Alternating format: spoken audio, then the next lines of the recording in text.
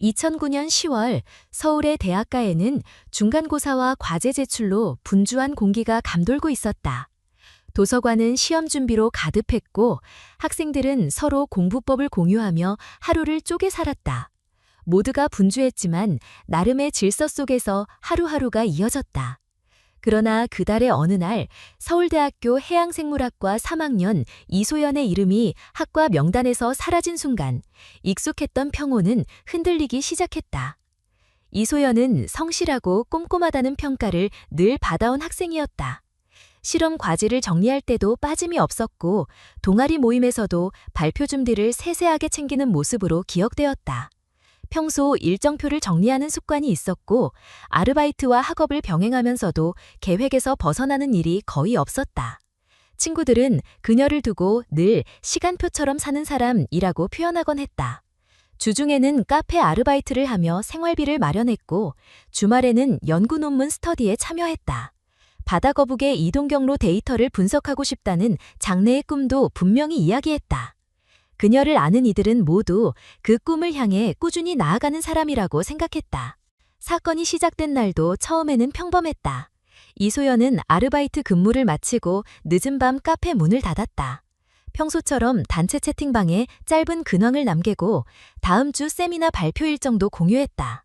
지도 교수는 새로운 해양 보전 정책 자료를 링크로 보냈고 동기들은 시험 준비 상황을 나눴다. 모두가 각자의 할 일을 정리하며 하루를 마무리하던 시각이었다. 밤이 깊어지자 메시지는 점점 줄어들었다. 각자 과제를 붙잡고 있었고 일부는 연장 운영되는 도서관으로 향했다. 그러나 그날 밤 이후로 이소연의 기록은 멈췄다. 카페 마감 보고가 마지막이었다. 개인 일정 앱에는 다음 날 아침 강의 전 예습 메모가 비어 있었고 평소 자잘하게 표시되던 체크마크도 더 이상 이어지지 않았다. 친구가 빌려간 책을 돌려주고 싶다며 메시지를 보냈지만 읽지 않았다. 보통 빠른 답장을 하던 습관을 아는 친구는 조금 의아했지만 시험 기간에는 연락이 늦어지는 일이 흔하기에 대수롭지 않게 여겼다. 몇 시간쯤 지나도 특별히 걱정할 이유는 없었다. 다음 날 아침 강의실 출석부가 화면에 띄워졌다. 교수는 공지사항을 전했고 팀 프로젝트 배정표를 설명했다. 학생들의 이름이 하나씩 불렸지만 이소연의 이름이 있는 칸은 비어 있었다. 처음에는 크게 주목하지 않았다. 그러나 발표 준비를 늘 꼼꼼히 해오던 사람이 동기들의 뇌리에 남았다. 같은 조를 맡은 학우들은 전날 공유된 참고문항 목록을 다시 확인했고 과제 제출 공지가 반복되었다. 출석부의 빈칸은 조용히 지나갈 수 있는 일이었지만 이번에는 달랐다. 수업이 끝나도 연락은 닿지 않았다. 학과 사무실 게시판에는 새로운 공지가 붙었고 학생 대표는 저녁 세미나 참석 여부를 다시 확인했다. 시간이 흐르자 동기들 사이에서 메시지가 오갔다. 한 명은 기숙사 측정 연락처를 찾았고 다른 한 명은 룸메이트에게 개인적으로 연락을 했다. 그러나 답은 늦게 왔다. 모두가 수업과 과제를 오가며 시간을 쪼개 쓰던 날이었기 때문이다. 정오가 가까워지자 마침내 룸메이트가 단호하게 말했다. 어젯밤 귀가 기록이 없다. 생활관 출입 시스템의 타임라인에 비어있는 구간이 확인된 것이다. 사람들은 스스로 안심할 이유를 찾으려 했다. 시험 기간에는 도서관에서 밤을 새우거나 스터디 카페에서 공부하다가 아침 수업으로 넘어오는 경우가 흔했다. 그러나 이소연은 시험 기간에도 일정을 벗어나지 않았다. 지도 교수에게 보낸 메일 초안이 자동 저장 폴더에 남아있었고 연구실 서버에 업로드할 데이터를 새벽에 정리하겠다는 메모도 있었다. 그러나 그 메모는 실행되지 않았다. 그 사실이 동기들의 마음속에 작은 경고처럼 남았다. 오후가 되자 채팅방 알림음은 잦아졌다. 어떤 이는 학과 조교에게 조심스럽게 문의했고 또 다른 이는 학생지원센터 연락처를 찾아 공유했다. 생활관 사무실로 전화를 걸어 야간 귀가 확인 절차를 물어보는 학생도 있었다. 모두가 존댓말을 유지했지만 메시지에는 점차 우려가 담겼다. 질문들은 하나의 방향으로 수렴했다. 혹시 시스템 오류인가? 아니면 일정이 변한 건가? 그러나 답은 명확하지 않았다. 저녁이 되었지만 이소연의 휴대전화는 여전히 꺼져 있었다. 배터리 문제나 기기 고장 같은 추측이 나왔지만 오래 버티지 못했다. 그녀는 최근 기기 백업을 마쳤다고 했고 무엇보다 중요한 과제 제출을 앞둔 날에 연락수단을 끊는 성격이 아니었다. 동기들이 기억하는 그녀의 일상은 규칙적이었다. 아르바이트가 끝나면 기숙사 근처에서 공부 개별을 정리했고 실험 노트를 다시 확인했다. 데이터 정리는 보통 새벽 이전에 끝났고 팀 프로젝트 진행 상황은 공동문서에 남겼다. 개인 SNS에는 학업과 무관한 글이 거의 없었고 연구기사나 해외 자료를 요약해 올리는 정도였다. 이런 습관 속에서 갑자기 생긴 공백은 쉽게 설명되지 않았다. 학과 내부에서는 여러 소문이 오갔다. 시험 스트레스로 잠시 연락을 피한 것일 수 있다는 추측, 혹은 개인적인 사정일 수도 있다는 해석, 전날 카페 마감 후 예상치 못한 일이 있었을지도 모른다는 의심. 그러나 누구도 근거를 제시하지 못했다. 근거 없는 말은 불안을 키울 뿐이라는 사실을 다들 알고 있었기 때문이다. 학생회와 조교는 절차를 떠올렸다. 연락망 점검, 생활관 출입 기록 재확인, 학생 상담 연결. 빈칸을 메우기 위해 모두가 노력했다. 그러나 하루의 기록은 여전히 멈춰 있었다. 늦은 밤이 되자 생활관 게시판에 간단한 공지가 붙었다. 특정 호실의 학생을 찾는 안내였다. 이름은 언급되지 않았지만 시각과 맥락이 사람들의 상상력을 자극했다. 동기들은 다시 공동문서와 메시지를 살폈다. 어제의 체크리스트, 오늘의 과제, 내일의 발표 순서.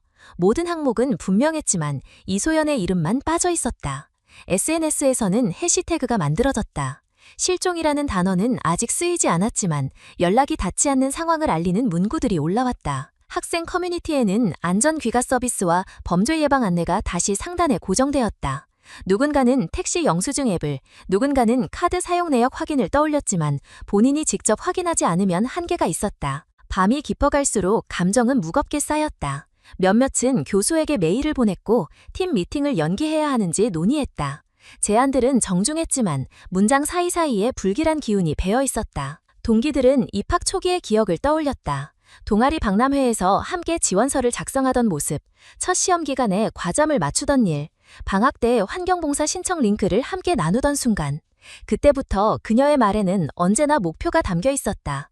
바다거북 경유지 보전, 연안 쓰레기 수거 캠페인 데이터화.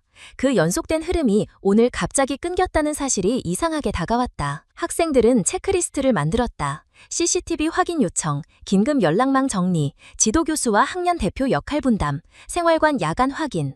각자 맡은 일을 정리했고 추측성 발언은 자제하자는 합의가 형성되었다. 그러나 마음속의 불안은 쉽게 가라앉지 않았다.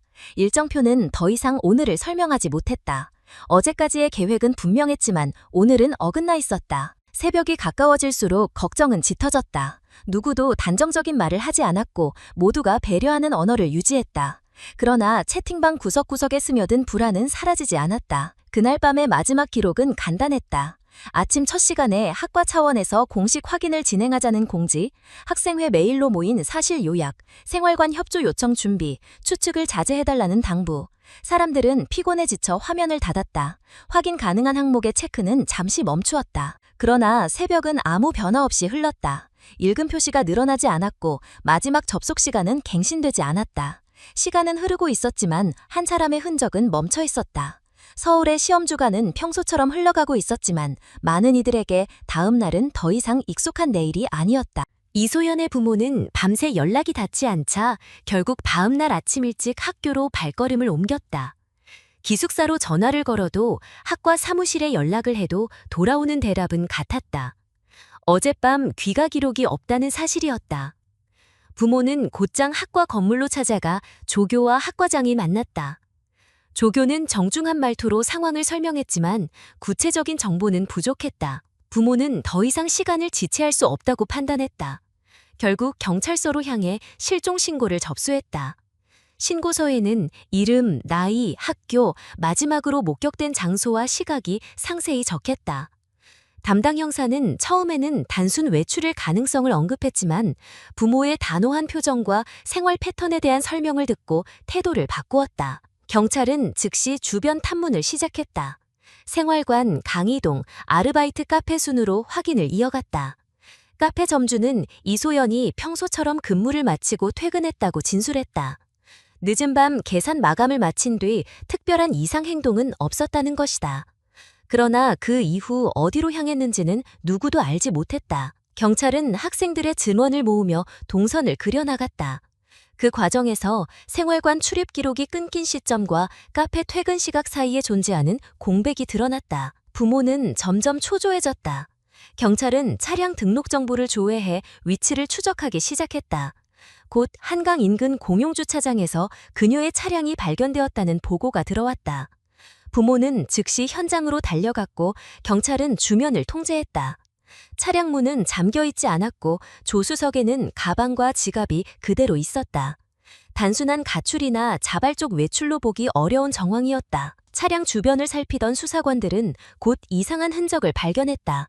흙바닥에 어지럽게 남겨진 발자국과 흩어진 물건들, 그리고 조금 떨어진 곳에서 발견된 청바지 조각이 그것이었다. 청바지에는 붉은색 얼룩이 묻어 있었고 마른 흔적처럼 보였다.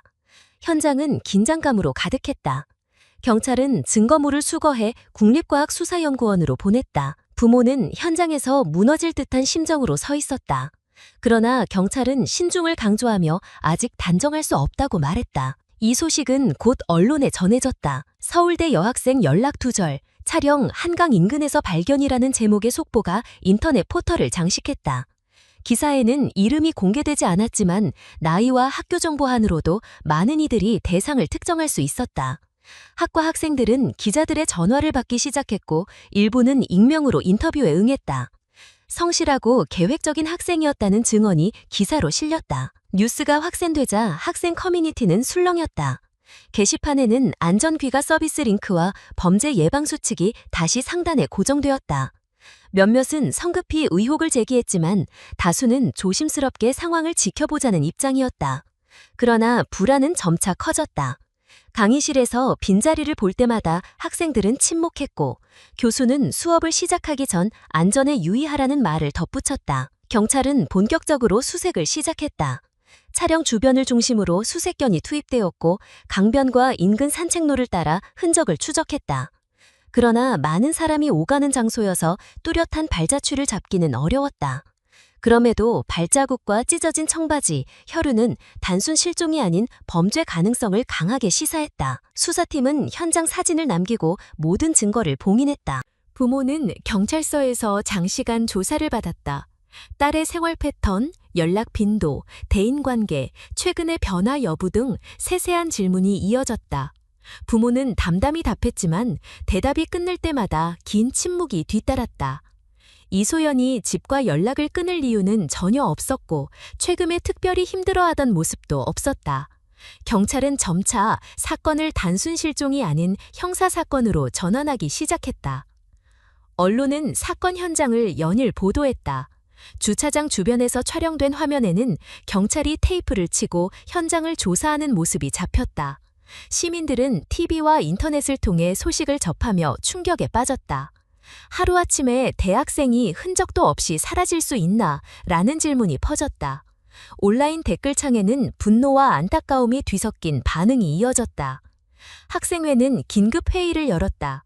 밤늦게 이동할 때 두세 명씩 함께 다니자는 권고, 학교 셔틀버스 연장 운행 요청, 기숙사 출입 강화 요구가 정리되었다. 그러나 학생들의 불안은 쉽게 가라앉지 않았다. 특히 같은 전공 학생들은 연구 프로젝트가 중단될 위기에 놓이며 불안과 상실감을 동시에 느꼈다.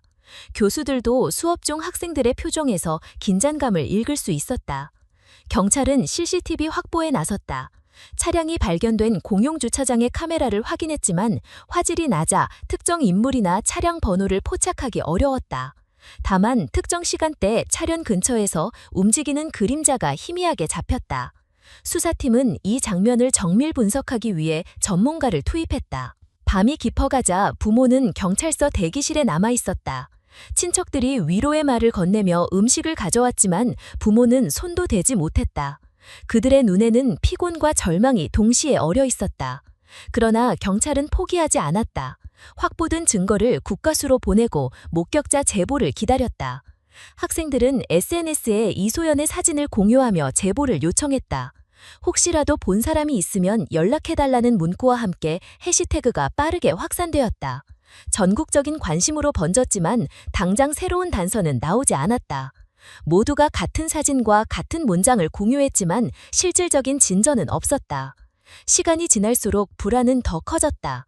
동기들은 강의실의 빈자리를 볼 때마다 입을 다물었고 교수는 안전을 당부하는 말을 반복했다. 캠퍼스 전체가 무거운 공기에 잠겼다. 학생들은 각자 할 수 있는 역할을 찾았지만 근본적인 답은 경찰 수사에 달려 있었다. 이틀째 저녁 부모는 경찰에 단호히 말했다. 우리 딸은 평소와 달리 귀가하지 않았다. 이것은 단순 실종이 아니다. 경찰은 그 진술을 공식 보고서에 기록했다. 사건은 이제 단순 실종에서 의심스러운 형사사건으로 성격이 바뀌었다. 서울의 한 구역은 더 이상 안전하다고 말하기 어려운 공간이 되었다. 사람들의 대화 속에는 두려움이 스며들었고 학부모들은 자녀에게 일찍 귀가하라고 당부했다. 이소연의 이름은 이제 단순한 학생의 이름이 아니라 공동체 전체가 지켜봐야 하는 존재로 자리 잡기 시작했다. 그리고 부모의 마음속에는 설명할 수 없는 예감이 자리 잡았다. 기다린다고 돌아올 상황이 아니라는 예감, 그러나 끝까지 희망을 놓을 수 없는 갈등이었다. 경찰은 추색을 이어갔고 학교와 학생들은 하루하루 불안 속에서 소식을 기다렸다. 그날 밤 사람들은 서로 다른 공간에서 같은 생각을 했다. 혹시 이제는 돌이킬 수 없는 일이 벌어진 건 아닐까? 답이 없는 전화, 읽히지 않는 메시지, 비어있는 기숙사방. 모든 공백은 무겁게 이어졌다.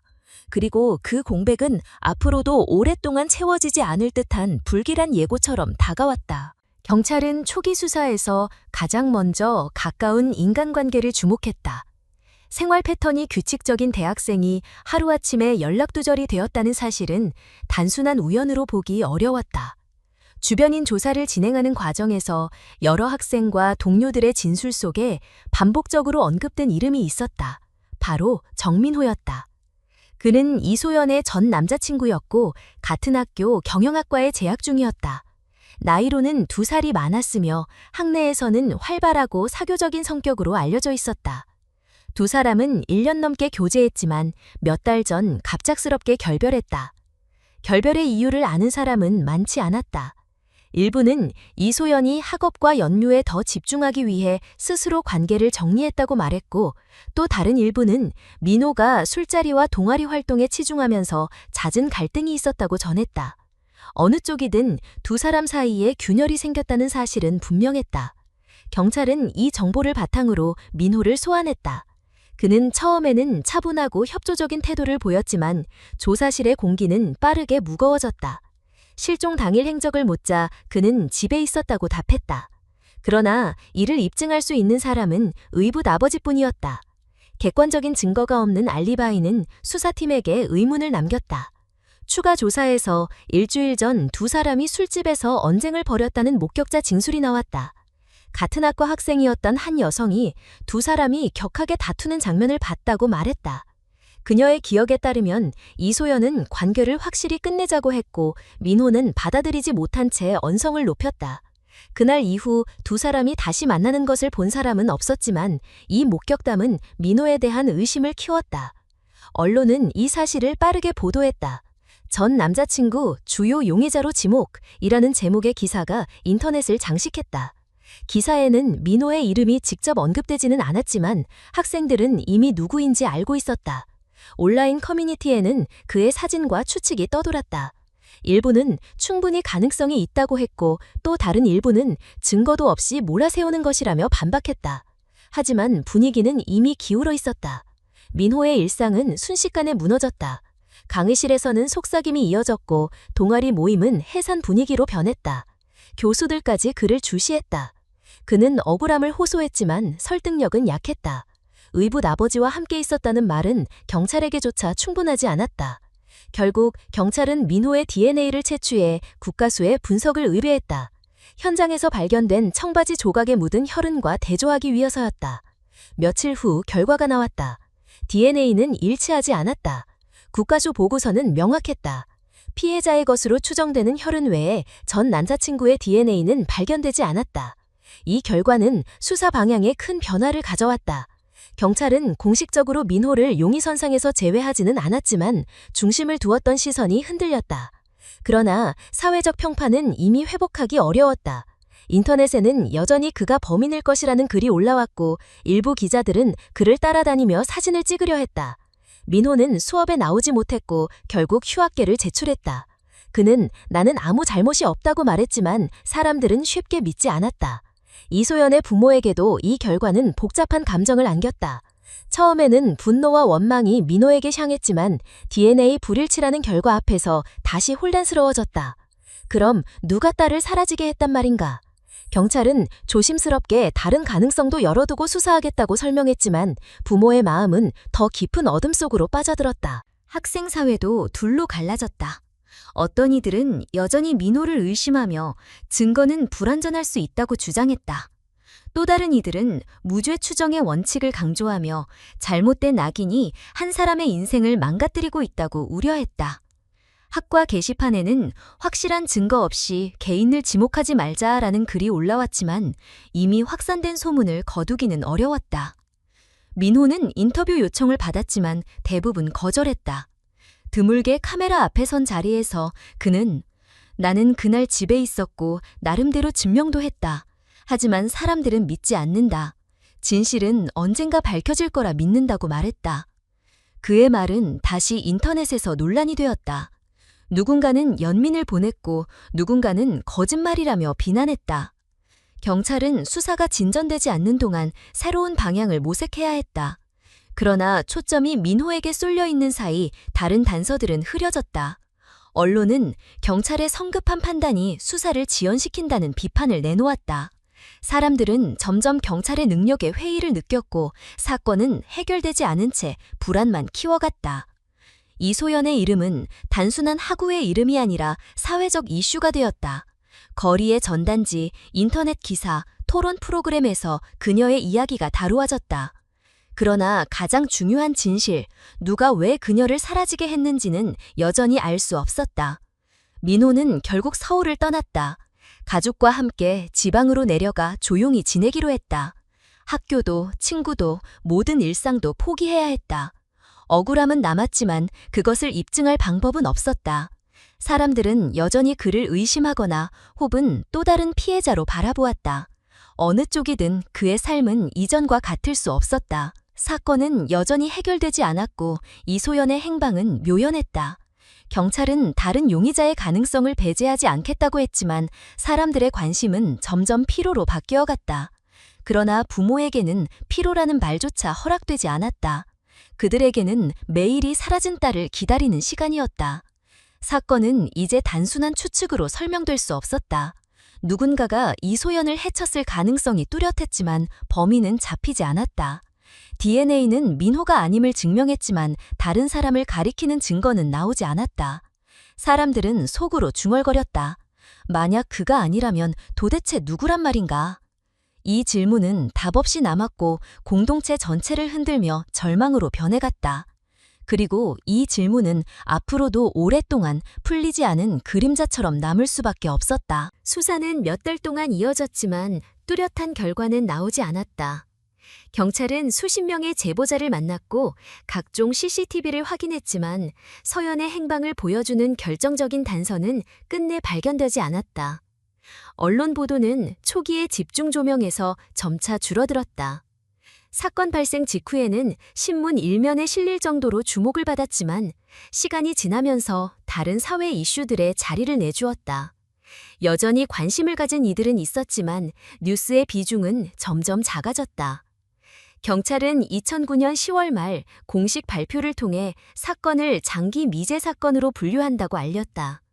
성인이 실종된 경우 일정 기간 수사가 진행된 뒤 유의미한 단서가 나오지 않으면 실종 장기화 또는 미제 사건으로 정리된다. 경찰 내부에서는 더 이상 새로운 증거가 없다는 말이 오갔다. 국가수 분석도 추가적인 DNA를 확보하지 못했고 주변인 조사도 한계에 다다랐다.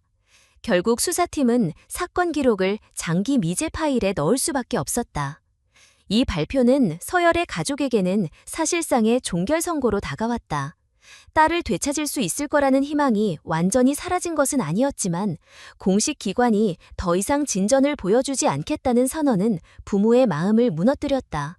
어머니는 식사를 거의 하지 못했고 침대에서 일어나지 못하는 날이 늘어났다. 아버지는 출근을 유지하려 했지만 매일 아침 경찰서에 전화를 걸어 새로운 소식이 없는지 묻는 일을 멈추지 않았다. 대답은 언제나 같았다. 아직 진행 중인 내용은 없습니다. 주변 이웃과 친척들은 위로하려 애썼다. 그러나 시간이 흐르면서 위로의 말마저 점점 줄어들었다. 친척 모임에서도 화제에 올리는 것을 조심했고 친구들도 서연의 이름을 꺼내는 걸 주저했다. 사람들은 더 이상 뭐라 말해야 할지 몰랐다. 가족만이 홀로 사건에 매달렸다. 학교 안에서도 서연의 부재는 서서히 일상 속의 빈칸이 되어갔다. 교수들은 더 이상 수업 시간에 그녀의 이름을 언급하지 않았고 학생들은 출석부의 빈칸에 익숙해졌다. 처음 며칠은 그녀의 자리를 보며 침묵하던 친구들도 몇 주가 지나자 시험 준비와 취업 준비로 바빴다. 간혹 동기들이 모여 회상할 때만 그녀의 이름이 언급되었다. 항상 꼼꼼하게 발표 자료를 준비하던 애였는데 라는 말은 잠깐의 공간만 남기고 다시 현실로 돌아갔다. 인터넷에서도 관심은 빠르게 식었다. 초반에는 커뮤니티와 기사 댓글에 수백 개의 추측과 의혹이 쏟아졌지만 다른 사건이 생기자 자연스럽게 주목은 옮겨갔다.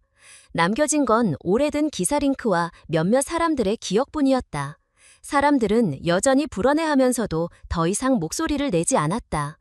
서연의 부모는 이런 흐름을 받아들일 수 없었다. 그들은 직접 전단지를 인쇄해 대학가와 지하철역, 동네 상가에 붙였다.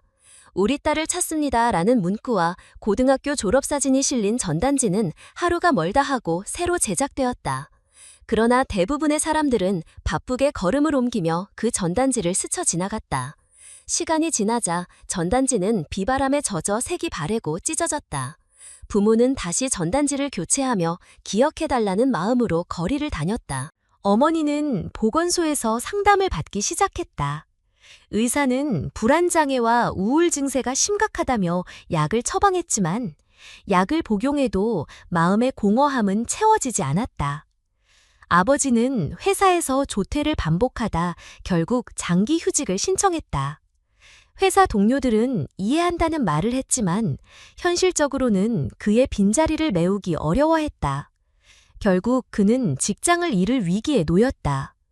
그러나 그에게는 더 중요한 일이 있었다. 하루라도 딸을 찾기 위한 노력은 멈출 수 없었다. 가족은 여러 기관에 탄원서를 제출했다. 청와대 국민청원 게시판에도 글을 올렸고 국회의원 사무실을 찾아가 면담을 요청했다. 장기 미제 사건에 대한 국가적 지원이 필요하다는 호소였다. 그러나 돌아온 답변은 대부분 형식적인 것이었다. 안타까운 상황이지만 현재 제도상으로는 경찰의 재수사 외에 다른 방법이 없다는 것이었다. 그러나 시간은 흘러 어느덧 사건 발생 1년이 지났다. 일주기 추모 모임이 열렸지만 처음의 관심과는 달리 소수만이 참석했다. 일부 동기와 교수, 몇몇 시민단체 관계자가 모여 촛불을 들었다. 그러나 언론은 작은 단신으로만 이 소식을 다뤘다. 부모는 사람들의 발걸음이 줄어드는 것을 보며 더 깊은 고립을 느꼈다. 이후 매년 같은 날 가족은 작은 기념 모임을 이어갔다. 참석자는 점점 줄었고 결국 가족과 몇몇 가까운 친구들만 남았다. 그러나 그들의 마음속에서 사건은 결코 과거가 되지 않았다. 매일이 실종 당일의 연장이었고 시간은 멈춘 듯 흘렀다. 세월이 쌓이면서 주변에서는 이제는 받아들여야 하지 않겠냐는 말이 흘러나왔다. 이웃들은 이제는 마음을 추스르고 건강을 챙기셔야 한다고 했다. 그러나 부모는 결코 받아들일 수 없었다. 딸의 방은 그대로 두었고 책상 위의 메모와 책들은 당시 모습 그대로였다. 옷장은 손도 대지 않았다. 부모는 언젠가 돌아올 거라는 희망으로 그 공간을 지켰다. 사건은 사회적으로는 차갑게 식은 사건이 되었지만 가족에게는 여전히 뜨겁게 불타는 상처였다. 경찰의 기록에 남은 몇 줄의 문장과 달리 부모에게는 하루하루가 고통이었다. 아버지는 매일 경찰서에 전화를 걸어 같은 질문을 반복했고 어머니는 매일 딸의 이름을 부르며 잠들었다. 답없는 기다림은 그들을 지치게 했지만 포기라는 단어는 입에 담지 않았다. 결국 사건은 공식적으로 장기 미제 사건으로 분류되었다. 사회는 다른 사건으로 관심을 옮겼고 언론은 더 이상 서연의 이름을 기사 제목에 쓰지 않았다. 그러나 부모의 시간은 멈췄다. 그들에게 2009년 10월은 아직 끝나지 않았다. 그리고 이 정지된 시간은 앞으로도 오랫동안 이어질 운명을 예고하고 있었다. 2023년 초 한국 사회는 장기 미제 사건에 대한 새로운 수사 방식을 도입한다는 뉴스를 접했다. 유전자 계보학 기법을 활용해 기존에 해결하지 못했던 사건들을 다시 들여다본다는 것이었다. 이는 미국이나 유럽 일부 지역에서 이미 성과를 거둔 방식이었고 국내에서도 시범적으로 적용하기로 결정된 것이다. 사람들은 그 소식을 짧은 기사로 읽고 지나갔지만 서연의 부모는 그 순간 마음속에 오랜만에 불씨 같은 감정을 느꼈다. 혹시 딸의 사건도 다시 다뤄질 수 있지 않을까 하는 희망이었다. 경찰은 전국적으로 미제 사건 파일을 다시 검토하기 시작했다. 국과수와 협력해 과거에 확보했으나 기술적 한계로 분석이 충분히 이루어지지 못했던 DNA 샘플을 새롭게 분석할 계획이었다. 서연 사건 역시 그 목록에 포함되었다. 당시 현장에서 발견된 찢어진 청바지 조각과 혈흔 샘플은 2009년 당시 기술로는 불완전하게만 판독되었고 데이터베이스에서 일치하는 인물을 찾지 못했었다. 하지만 최신 기술을 적용하면 훨씬 더 정밀한 유전자 프로필을 구성할 수 있었다. 3월 국립과학수사연구원은 서연 사건의 증거물을 다시 꺼내들었다. 오랫동안 보관되어 있던 증거물은 조심스럽게 다뤄졌다. 연구원들은 최신 장비로 DNA를 추출하고 미세한 손상까지 보정하는 과정을 반복했다. 여러 차례의 시도 끝에 이전보다 훨씬 많은 유전적 정보를 확보하는 데 성공했다. 그것은 과거에 불가능했던 수준이었다. 분석 결과가 나오자 데이터는 즉시 유전자 계보학 프로그램에 입력되었다. 이는 공공 유전자 데이터베이스에 등록된 사람들과의 연관성을 찾아내는 방식이었다. 며칠 후 놀라운 결과가 나타났다. 직접적인 일치는 아니었지만 먼 친척으로 추정되는 사람과의 부분적 일치가 확인된 것이다. 이 작은 연결고리는 새로운 가계도를 그려나갈 수 있는 출발점이 되었다. 수사팀은 전문 계보학자들과 함께 수십 년간의 결혼과 이주 기록을 추적했다. 오래된 호적 자료와 공공기록, 주소 변동 사항이 모두 조사되었다. 그렇게 가계도의 가지를 따라가던 중 하나의 이름이 반복적으로 눈에 띄었다. 박재현. 2009년 당시 37살이었던 그는 서울 외곽 인천에 거주하며 냉난방기 수리 일을 하던 기술자였다. 주변 이웃들과는 무난하게 지냈지만 이혼 후 혼자 살고 있었다. 범죄 전과는 없었고 과거 수사에서는 크게 주목받지 않았던 인물이었다. 경찰은 조심스럽게 그의 신상을 다시 검토했다. 사건 당시 서연 가족의 집과 불과 몇 블록 떨어진 곳에 살았다는 사실이 드러났다. 생활 반경이 피해자와 겹쳤고 특히 사건 발생 시기에 한강 인근에서 자주 목격되었다는 소문도 있었다. 그러나 2009년 당시에는 직접적인 증거가 없어 수사망에서 벗어났던 인물이었다. 이번에는 달랐다. DNA가 그를 가리키고 있었다. 수사팀은 비밀리에 그를 관찰하기 시작했다. 현재 그는 인천의 작은 단독주택에 새들어 살고 있었고 여전히 간헐적으로 수리 일을 하고 있었다. 특별한 대인관계 없이 혼자 생활하는 모습이 확인되었다. 경찰은 일상 동선을 기록하며 그가 버린 물건들을 확보의 기회를 노렸다. 얼마 지나지 않아 그는 편의점에서 음료수를 마시고 빈 캔을 쓰레기통에 버렸다. 수사팀은 즉시 그 캔을 수거해 국과수에 보냈다. 며칠 뒤 결정적인 결과가 나왔다.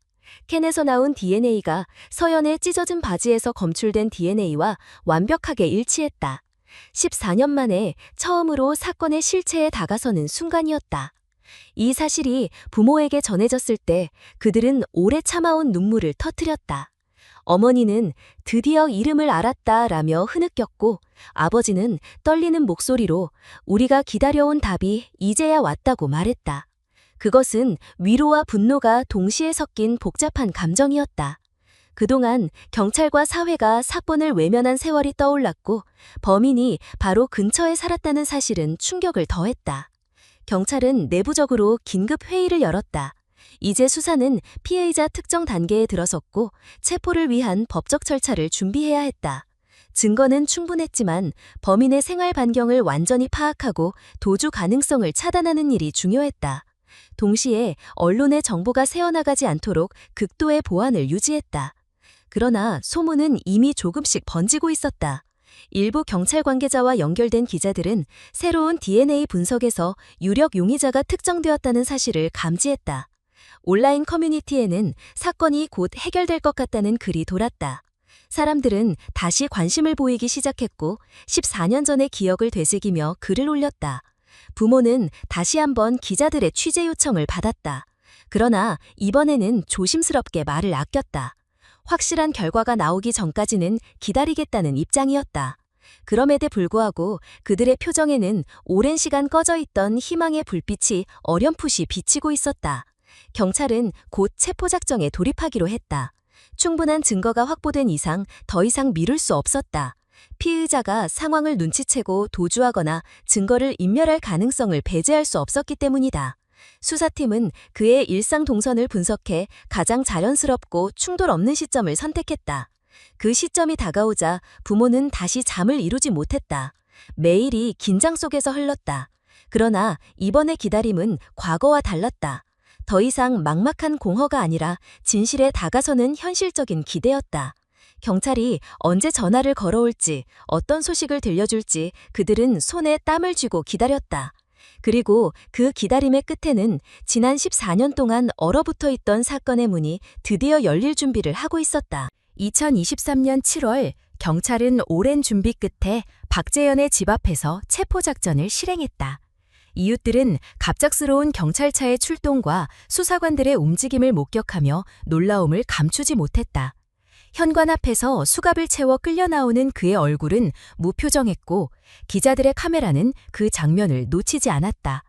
체포 소식은 곧바로 언론에 보도되었고 14년 전부터 이어져 온 서현 실종 사건이 드디어 새로운 국면에 접어들었다는 소식은 전국을 뒤흔들었다. 주민들은 믿기 어렵다는 반응을 보였다. 냉난방 수리기사로 종종 불려다니던 그는 겉보기에 평범했다. 일부는 친절하게 도움을 주던 기억을 말했고 일부는 조용히 혼자 지내는 모습만 기억했다. 그러나 누구도 그가 이 사건과 연관이 있을 것이라 생각하지 못했다. 무엇보다 충격적인 사실은 사건 직후 실종자 수색 활동에 직접 참여했었다는 점이었다. 당시 학부모들과 학생들이 전단지를 돌리고 강변을 함께 뒤지던 자리에 그도 있었다는 증언이 속속 나왔다. 사람들은 함께 걱정해주던 사람이 사실은 범인이었다는 사실에 치를 떨었다. 언론은 봉사자 행세한 범인이라는 제목으로 사건을 대대적으로 다루었다. 뉴스에서는 2009년 당시 촛불을 들고 모였던 추모 집회 장면이 다시 방송되었다. 화면 속에서 재현이 무표정하게 서 있는 모습이 확인되자 시청자들은 경악했다. 14년 동안 바로 곁에서 아무렇지 않게 살아왔다는 사실은 공동체 전체를 배신한 충격이었다. 서연의 부모는 체포 소식을 듣자 복잡한 감정에 휩싸였다. 오랫동안 기다려온 답이 드디어 주어졌지만 동시에 너무 가까운 곳에 있던 사람이었다는 사실은 또 다른 고통이었다. 어머니는 과거 수색 활동 도중 재현이 건네준 물 한 병을 기억해냈다. 그때의 친절이 사실은 잔혹한 위선이었음을 떠올리며 몸서리쳤다. 아버지는 집수리차 방문했던 기억을 떠올렸다. 딸의 방 앞을 스쳐 지나간 사람이라는 사실에 분노와 절망이 겹쳐졌다. 체포 이후 경찰은 재현의 집을 압수수색했다. 오래된 전자기기와 서류, 공구상자 등이 수거되었다. 새로운 증거는 아직 공개되지 않았지만 DNA 일치라는 사실만으로도 기소에는 충분했다. 검찰은 곧바로 구속영장을 청구했고 법원은 이를 받아들였다. 사회적 반응은 뜨거웠다. 시민들은 분노와 동시에 허탈함을 드러냈다. 왜 이렇게 오랫동안 잡히지 않았나라는 질문이 쏟아졌다. 전문가들은 2009년 당시 수사에서 용의선상에 올렸음에도 기술 부족으로 배제된 점을 지적하며 제도의 한계를 비판했다. 온라인에서는 만약 그때 제대로 확인했더라면 부모가 이렇게 오랜 세월 고통받지 않았을 것이라는 목소리가 이어졌다. 학생 사회도 충격에 휩싸였다. 당시 서연과 같은 수업을 들었던 학생들은 이미 졸업해 사회인이 되었지만 소식을 접하자마자 온라인에서 서로 연락을 주고받았다. 우리가 함께 찾던 그 사람이 범인이었다니 라는 절망감은 오랫동안 가슴에 남았다. 서울대 캠퍼스 커뮤니티에는 추모와 분노가 동시에 담긴 글들이 올라왔고 이번 사건을 계기로 미제 사건 재수사의 필요성을 절감한다는 목소리가 커졌다. 민호 역시 언론의 주목을 받았다. 한때 용의자로 몰렸던 그는 지방에서 숨어 살 듯 지내고 있었지만 이번 체포 소식으로 다시 세상에 이름이 오르내렸다. 그는 드문 인터뷰에서 나는 14년 동안 억울한 시선을 견뎌야 했다. 이제야 진실이 밝혀졌다. 라며 눈시울을 붉혔다. 사람들은 뒤늦게 그에게 사과의 글을 남겼지만 이미 잃어버린 시간과 상처는 쉽게 회복되지 않았다. 검찰 수사 발표가 이어지자 언론은 재현이 사건 직후 보였던 행적을 집중 조명했다. 수색 활동에 참여하고 피해자 가족과 대화를 나누며 언론 카메라 앞에서 걱정스러운 표정을 지었던 모습은 국민을 더욱 분노하게 했다. 전문가들은 범죄자가 사건 현장에 다시 나타나거나 수색에 참여하는 경우가 있다며 그의 심리를 분석했다. 그러나 사람들에게는 그 어떤 설명도 위로가 되지 않았다. 서연의 부모는 기자회견에서 목소리를 떨며 말했다. 딸을 앗아간 사람이 우리 곁에 있었다는 사실이 믿기지 않는다. 오랫동안 우리와 함께 울어주던 사람이 사실은 가해자였다. 이것은 단순한 범죄가 아니라 잔혹한 기만이다. 그들의 말은 전국으로 생중계되었고 많은 사람들을 눈물 짓게 했다. 한편 지역사회는 불안에 휩싸였다. 우리 이웃이 사실은 살인범이었다니 앞으로 누구를 믿을 수 있나? 라는 질문이 돌았다. 온라인에서는 이웃이 평범해 보여도 결코 안심할 수 없다는 불안한 논의가 이어졌다. 범죄 심리학자들은 평범한 외양 뒤에 감춰진 폭력성이 드러난 사례라며 사회적 경각심을 강조했다. 체포 소식이 알려진 이후 재현은 수사기관에서 장시간 조사를 받았다. 그러나 그는 처음에는 구체적인 진술을 피하며 묵묵부답으로 일관했다. 경찰은 그의 DNA가 사건 증거와 일치한다는 사실을 제시하며 압박했다. 그의 태도는 크게 변하지 않았지만 수사팀은 충분한 증거를 확보했다고 자신했다. 구속 이후 언론은 매일같이 그의 이름을 헤드라인에 올렸다. 뉴스에서는 사건의 전개와 과거 기록들을 재조명했고 전문가 패널들은 장시간 토론을 이어갔다. 그러나 진실을 직접 마주한 사람들에게는 어떤 분석도 공허하게만 들렸다. 가장 중요한 건 범인이 잡혔다는 사실이었지만 동시에 왜 이렇게 늦었는가라는 분노는 쉽게 사라지지 않았다. 서연 사건은 이제 다시 한국 사회의 중심 화제로 떠올랐다. 사람들은 다시 한번 길거리와 온라인에서 그녀의 이름을 이야기했고 14년 전 잊힌 듯 보였던 사건은 뜨거운 현재로 돌아왔다. 부모는 여전히 슬픔 속에 있었지만 적어도 이제는 이름 없는 공백이 아니라 구체적인 얼굴을 마주한 상태였다. 그날 이후 서연 사건은 단순히 한 사람의 실종 사건이 아니라 제도의 한계와 사회적 책임을 묻는 질문이 되었다. 경찰과 검찰은 비판을 피할 수 없었고 시민들은 다시 한번 정의를 요구했다. 체포는 시작이었을 뿐 진실을 밝혀내고 정의를 세우기 위한 과정은 이제 막 열렸다. 그리고 부모는 마음속으로 다짐했다. 우리는 끝까지 지켜볼 것이다. 이제 진실을 숨길 수는 없다. 14년 동안 얼어붙었던 기다림은 새로운 국면을 맞이했고 사건의 어둠 속에서 드디어 빛이 비치기 시작했다. 고속된 박재현은 처음 며칠 동안 완강하게 입을 다물었다. 변호인 입회하에 진행된 조사에서도 그는 기억이 나지 않는다거나 오래된 일이라 설명하기 어렵다는 말만 반복했다. 그러나 수사팀은 DNA 일치라는 명백한 증거를 들이밀며 압박을 이어갔다. 당시 현장에서 발견된 찢어진 청바지 조각, 혈흔, 차량의 상태는 모두 그가 범행에 관여했음을 가리키고 있었다. 더 이상 부정하기 힘든 상황에 몰리자 그는 마침내 진술을 내놓았다. 그의 목소리는 담담했지만 내용은 충격적이었다. 그는 2009년 10월 어느 날 술을 몇 잔 마시고 한강변을 걷다가 서연이 차량에서 내리는 모습을 보았다고 했다. 그는 평소 지역에서 자주 보던 얼굴이었기에 가볍게 말을 걸고 싶었다고 했다. 하지만 서연이 그를 무시하고 자리를 피하자 순간적으로 분노가 치밀어 올랐다고 말했다. 그는 따라가 팔을 붙잡았고 서연이 소리를 지르자 더 강하게 제압하려 했다. 결국 몸싸움이 벌어졌고 그는 목을 조르는 행동을 했다. 그 순간 서연의 움직임이 멈췄다고 진술했다. 진술을 들은 수사관들은 침묵했다. 그는 단지 거절당했다는 이유만으로 분노했고 그것이 살인으로 이어졌다. 그의 말에 따르면 당시 상황은 계획적이지 않았고 충동적으로 벌어진 일이었다. 하지만 결과는 돌이킬 수 없는 비극이었다. 그는 당황한 끝에 시신을 인근 덤불 속에 옮겼다고 했고 찢어진 바지는 버려진 채 남았다. 차량은 일부러 문을 닫지 않은 채 두어 단순 실종으로 보이게 하려 했다고 말했다. 수사팀은 그의 진술을 기존 증거와 대조했다. 혈흔의 위치, 찢어진 의복, 차량의 상태, 발자국 흔적은 그의 설명과 정확히 맞아떨어졌다. 국가수에서도 재확인한 결과도 동일했다. 그의 진술은 거짓이 아니라 사실의 가능성이 높았다. 오랫동안 미궁에 빠져있던 사건의 퍼즐 조각이 마침내 맞춰진 순간이었다. 이 사실이 부모에게 전해지자 어머니는 다시 주저앉았다. 단지 거절했다는 이유로 딸이 목숨을 잃었다는 진실은 상상조차 하기 힘든 고통이었다. 아버지는 말을 잇지 못하고 긴 침묵 끝에 주먹을 움켜쥐었다.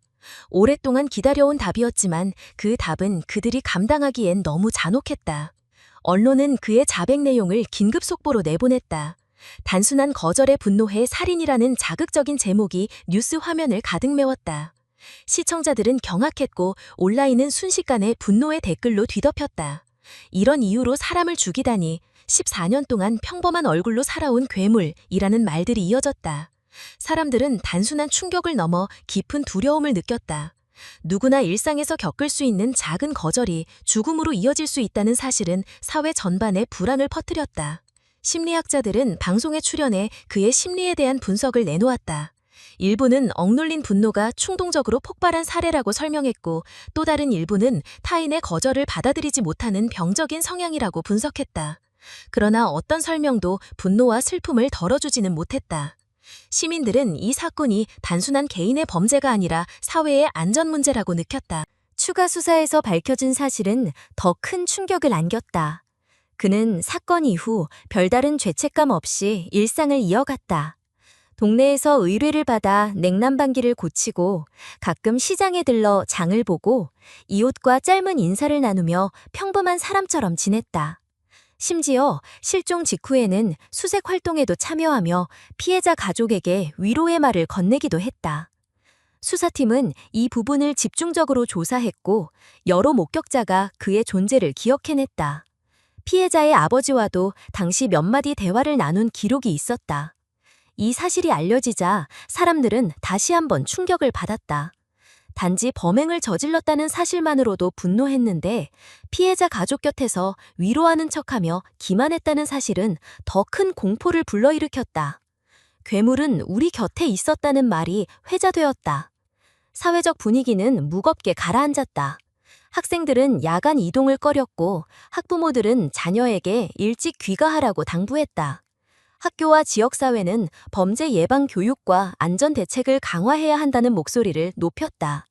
서연의 이름은 단순한 피해자의 이름을 넘어 사회 전체가 경각심을 가져야 하는 상징이 되었다. 법적 절차는 빠르게 진행되었다.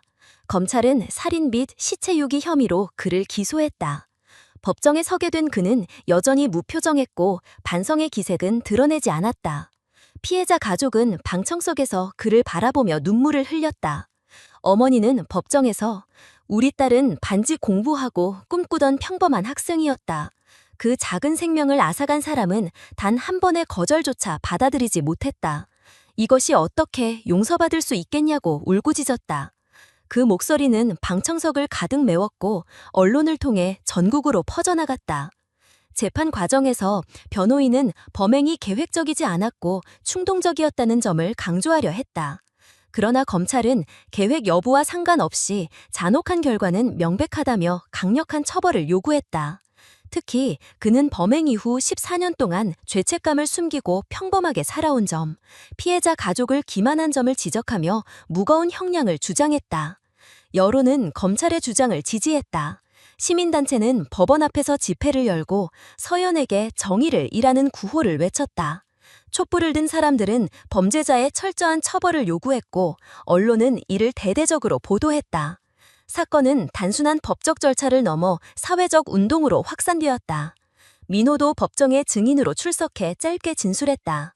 그는 나는 이 사건 때문에 14년 동안 사회적 의심과 비난 속에 살았다. 진실은 이제 밝혀졌다.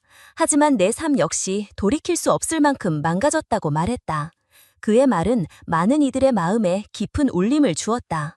억울하게 용의자로 몰렸던 한 청년의 인생이 어떻게 무너졌는지도 이 사건이 남긴 상처였다. 결국 박재현의 자백과 증거는 모두 법정에 제출되었다. 배심원단과 판사는 그의 범행을 부정할 여지가 없다고 판단했다.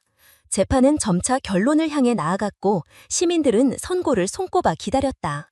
피해자 가족은 매일 법정을 찾으며 끝까지 자리를 지켰다. 이제 남은 것은 최종 판결뿐이었다. 법정은 조용히 긴장으로 가득 찼고 사람들은 숨죽이며 결과를 기다렸다. 2024년 봄, 재판정은 이른 아침부터 사람들로 가득했다. 언론사 기자들과 방송 카메라, 일반 시민, 그리고 사건을 끝까지 지켜본 학생들과 시민단체 관계자까지 모두 한자리에 모였다. 방청석 앞줄에는 서연의 부모가 앉아 있었다. 15년 동안 사건의 진실을 기다려온 그들의 얼굴은 깊은 주름과 세월의 흔적으로 가득했지만 눈빌만큼은 단단했다. 판사는 서류를 넘기며 조용히 법정을 정리했고 곧 선고 절차가 시작되었다.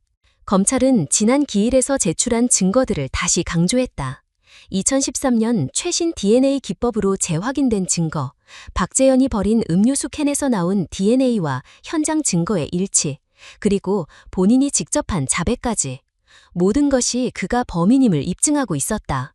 또한 피해자가 단지 거절했다는 이유로 목숨을 잃었다는 점, 범행 이후 15년 동안 죄책감 없이 살아왔다는 점, 심지어 피해자 가족 곁에서 위로하는 척하며 기만했다는 사실이 낱낱이 법정에서 언급되었다. 변호인은 마지막까지 계획적 법행이 아니었음을 강조하며 감형을 시도했다. 순간적인 충동, 알코올의 영향, 사회적 고립감을 주장했다. 그러나 판사의 표정은 변하지 않았다. 이미 재판부는 증거와 자백, 그리고 사건의 사회적 파급력을 충분히 검토한 상태였다. 마침내 판결문이 낭독되었다. 피고인 박재현은 2009년 10월 피해자 이서연을 살해하고 현장을 은폐하였다. 범행은 계획적이지 않았다고 하나 그 결과는 돌이킬 수 없는 생명의 박탈이었고 피해자 가족에게는 평생 치유될 수 없는 상처를 남겼다. 피고인은 이후 장기간 죄책감을 숨기고 살아왔으며 피해자 가족과 사회를 기만하였다. 법원은 피고인의 죄질이 극히 불량하다고 판단한다. 이어지는 문장은 법정의 공기를 무겁게 가라앉혔다. 따라서 무기징역을 선고한다. 가석방은 허용되지 않는다. 순간 방청석에서는 조용한 울음소리와 안도의 한숨이 동시에 흘러나왔다. 서연의 어머니는 고개를 숙인 채 눈물을 흘렸고 아버지는 굳게 손을 잡았다. 그들의 표정은 완전한 위안은 아니었지만 마침내 정의가 도달했다는 작은 안도였다. 박재현은 끝까지 무표정한 얼굴로 자리를 지켰고 어떠한 사과의 말도 하지 않았다. 그의 무관심한 태도는 많은 사람들을 더 깊이 분노하게 했다. 법정을 빠져나온 서연의 부모는 기자들의 질문에 짧게 답했다. 아버지는 우리는 딸을 다시 데려올 수 없다. 하지만 오늘의 판결로 적어도 세상이 이 범죄를 잊지 않았음을 알게 되었다고 말했다. 어머니는 늦었지만 정의가 왔다. 우리는 이제라도 진실을 알 수 있어 다행이다. 다고 울먹였다. 이후 언론은 15년 만의 정의라는 제목으로 뉴스를 쏟아냈다. 서울 시내 곳곳에서 이번 사건을 계기로 장기 미제 사건에 대한 제도적 보완이 필요하다는 논의가 이어졌다. 전문가들은 DNA와 같은 과학적 증거를 끝까지 보존하고 재분석할 수 있는 체계를 마련해야 한다고 강조했다.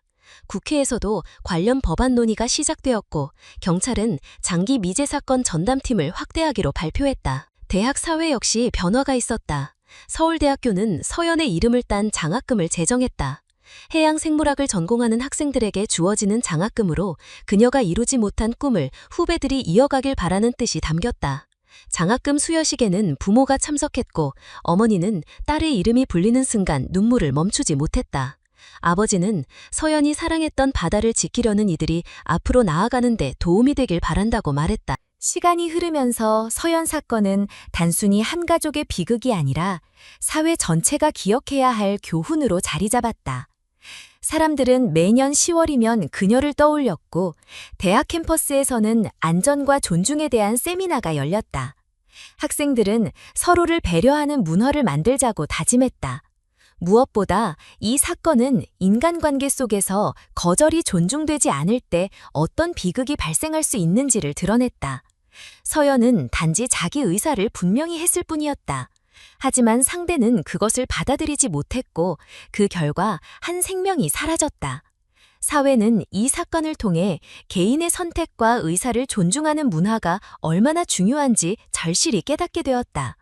부모는 여전히 매일 딸을 그리워했다. 빈 방은 여전히 손대지 않은 채 남아 있었고 사진 속의 미소는 세월이 흘러도 변하지 않았다. 그러나 이제 그들은 조금은 다른 마음으로 하루를 보냈다. 진실이 밝혀졌고 정의가 이루어졌다는 사실이 슬픔을 조금 덜 무겁게 만들었다. 어머니는 지역 모임에 나가 비슷한 아픔을 겪은 가족들과 함께 목소리를 내기 시작했고, 아버지는 미제 사건 피해자 가족 모임에서 활동하며 제도 개선을 요구했다. 2025년 정부는 이서연 법이라 불리는 법안을 통과시켰다. 모든 범죄 현장의 증거는 기술이 발전할 때까지 반드시 보존해야 하며 장기 미제 사건은 주기적으로 재검토해야 한다는 내용을 담고 있었다. 언론은 이것을 한 학생의 짧은 삶이 남긴 큰 변화라고 평가했다. 사람들은 여전히 한강을 지날 때면 2009년의 그날을 떠올렸다. 그러나 이제 그 기억은 단순한 공포가 아니라 다시는 같은 일이 반복되지 않아야 한다는 다짐으로 바뀌었다. 대학 강의실에서는 사건을 사례로 삼아 범죄 심리학과 과학 수사의 발전을 설명했고, 법학 강의에서는 정의의 지연이 어떤 고통을 낳는지 이야기했다. 서연의 부모는 여전히 매년 기일에 작은 촛불을 켰다. 함께 했던 친구들과 후배들은 조용히 모여 그녀의 이름을 불렀다. 촛불은 꺼졌지만 그 불빛이 남긴 의미는 꺼지지 않았다. 이제 사람들은 이렇게 말한다.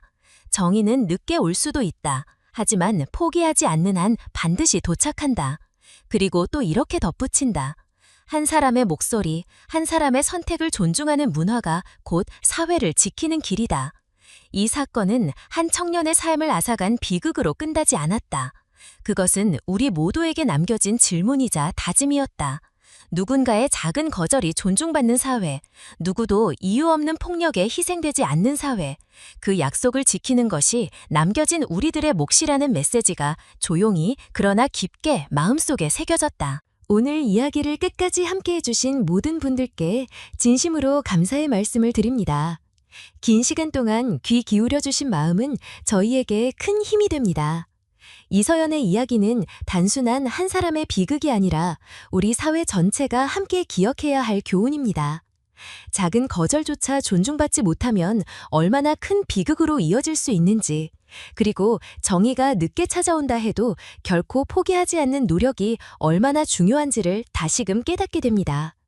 가족의 아픔은 결코 사라지지 않지만 그 아픔을 통해 제도가 바뀌고 사회가 한 걸음 더 나아갈 수 있다는 사실은 우리 모두가 잊지 말아야 할 부분입니다. 오늘 이야기가 누군가의 삶을 돌아보고 주변을 더 따뜻하게 바라보며 타인의 선택을 존중하는 계기가 되기를 바랍니다.